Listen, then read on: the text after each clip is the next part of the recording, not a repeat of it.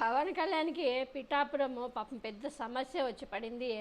వర్మ నేను వదలనంటే వదలను అంటాడు. వర్మ తగ్గేటట్లు లేడు. ఇటు పవన్ కళ్యాణ్ కూడా కనీసము వర్మని పిలిపించి మాట్లాడడమో, లేకుంటే కొనతాళ రామకృష్ణారి ఇంటికి వెళ్ళిన అతను మరి వర్మ ఇంటికెళ్ళి మరి నన్ను గెలిపించు అని అడగచ్చుగా. మరి అది దాంట్లో మొహమాటం. మరి కొనతాళ రామకృష్ణ ఇంటికి పోయే ఏంటో మొహమాటం. మరి వర్మ ఈయన గెలవాలంటే అందరినీ కలుపుకొని పోతేనే పిఠాపురంలో కలుస్తాడు. అంతేగాని ఈయన బలుపు లెవెలు పొగురు చూసి ఎవరు ఓటేరనేది తెలుసుకుంటే పవన్ కళ్యాణ్ ఇప్పటికైనా బాగుంటుంది. రాజకీయాల్లో అందరికీ ప్రజలందరికీ దగ్గరై నాయకులని ప్రజలందరినీ కలుపుకొని పోతేనే గెలుస్తారనేది అది ఎప్పుడు తెలుసుకుంటాడేమో తెలియదు. కానీ పవన్ కళ్యాణ్ ఏమనంటే గిన ఏదో ఒక ఫంక్షన్ హాల్లో ఒక 100 మందిని కూర్చోబెట్టుకొని, అది కూడా ఆ నియోజకవర్గానికి సంబంధించిన వాళ్ళని కాకుండా వేరే వాళ్ళని కూర్చోబెట్టుకొని అక్కడ నీతులు చెప్తాడు.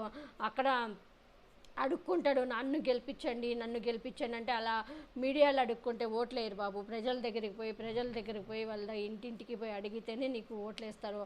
కానీ వర్మ ఇక్కడ పవన్ కళ్యాణ్కి కనీసం 4 ఓట్లు పడాలంటే అక్కడ వర్మ మీదే ఆధారపడి ఉంది. గెలుస్తాడా గెలవడా అనేది అది అవుట్ ఆఫ్ తర్వాత. ఎందుకంటే ఆయన కులాన్ని నమ్ముకున్నాడు. జగన్మోహన్ రెడ్డి గారు సంక్షేమ పథకాలని నమ్ముకున్నాడు. ప్రజలకి మేలు చేశాను కాబట్టి ప్రజలు నన్ను ఆశీర్వదిస్తానని జగన్మోహన్ రెడ్డి గారు అనుకుంటున్నాడు. ఈయనేమో కులాన్ని నమ్ముకున్నాడు పవన్ కళ్యాణ్. మరి రెండిట్లో కులం గెలుస్తుందా, లేకుంటే ప్రజలకు మేలు చేసిన జగన్మోహన్ రెడ్డి గారు గెలుస్తారనేది చూడాలి. అంతేకాకుండా ఈయన పవన్ కళ్యాణ్ బ్రతిమాలితేనే వర్మ ఒక షాకింగ్ వ్యాఖ్యలు కూడా చేశాడు. పవన్ కళ్యాణ్ బ్రతిమాలితేనే పవన్కి మేము టికెట్ ఇచ్చాం, పిఠాపురం టికెట్.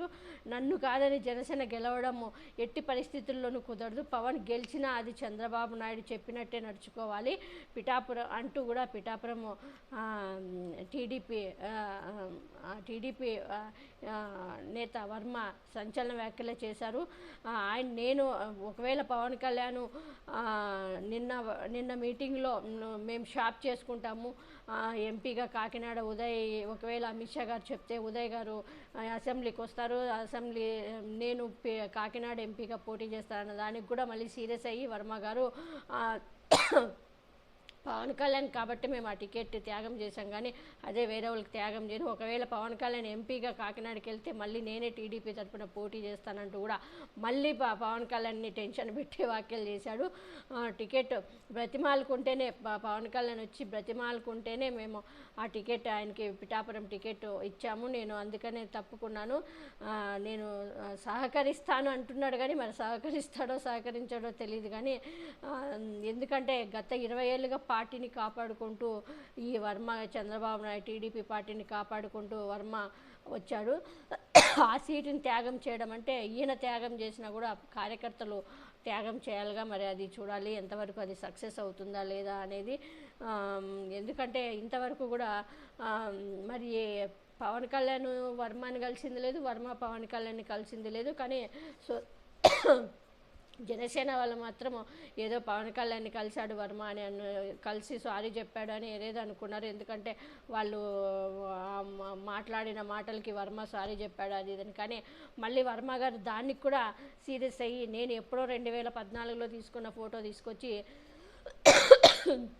ఇప్పుడు జనసేన వాళ్ళు దాన్ని పెట్టుకొని నేను ఏదో పవన్ కళ్యాణ్ని కలిసినానని ట్రోల్ చేస్తున్నాను. నేను అసలు పవన్ కళ్యాణ్ని కలవలేదు, చంద్రబాబు నాయుడిని కలిశాను. చంద్రబాబు నాయుడు నాకు ఎమ్మెల్సీ సీట్ ఇస్తే, ఒకవేళ కూటమి గెలిస్తే ఎమ్మెల్సీ సీట్ ఇచ్చి మంత్రి పదవి ఇస్తానన్నాడు. అందుకనే నేను ఆ హామీతో తగ్గాను, నేను సహకరిస్తాను, పవన్ కళ్యాణ్ నన్ను వచ్చి కలిసి అడిగితే నేను సహకరిస్తాం మేము అంటూ కూడా అన్నాడు. ఈయనేమో పవన్ కళ్యాణ్ వచ్చి ఈయన్ని కలవడు, ఈయనేమో పవన్ కళ్యాణ్ని కలవడు. మరి ఇక్కడ వీళ్ళిద్దరు కలిసిన కింద కార్యకర్తలు కలుస్తారో లేదా అనేది కూడా మరి చూడాలి. ఇంకా 50 రోజులు ఉంది కాబట్టి కనీసము ఇప్పుడైనా ఈ పిఠాపురంలో ప్రచారం చేస్తాడా లేదా, లేకుంటే ఈయన పొగురు కొవ్వు చూసి ఓట్లు వేస్తారని అనుకుంటాడో పవన్ కళ్యాణ్ చూడాలి మరి.